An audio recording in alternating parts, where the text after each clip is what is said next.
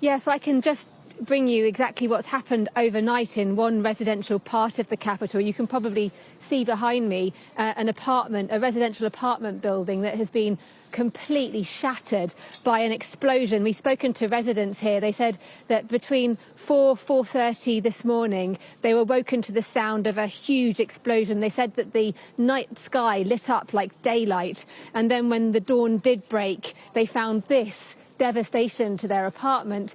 We actually spoke, if you look up onto the second floor there, the pink coloured wall, there used to be a balcony there, and we spoke to a lady called Valentina who lives there with her 19-year-old daughter. She said to me that she had been actually asleep on that far wall, the far room where you can see that bit of wood diagonally dangling down. She'd been asleep and said the explosion blasted the window of the balcony and the door across her into the back of the room. She miraculously survived. She's unhurt, but we were told by other residents that some people here were taken to hospital. It's unclear exactly what happened, but one thing is sure, there's an enormous crater on the ground here.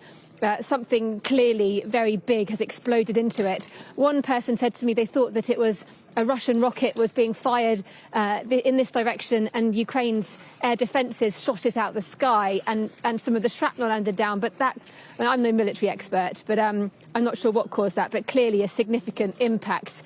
And you can see bits of shrapnel in that pit. But this is one example of the collateral damage of this conflict. And this city is a city at war, in crisis. The streets are eerily quiet, and the news that Russian troops are advancing is obviously making a lot of people have moved already. This explosion here has prompted other families in this area to leave. We spoke to one gentleman who was just packing up his car with his daughter, wife, niece, cat and dog, and they're getting out of the city. Lots of people have left already. The schools are closed, shops are shut.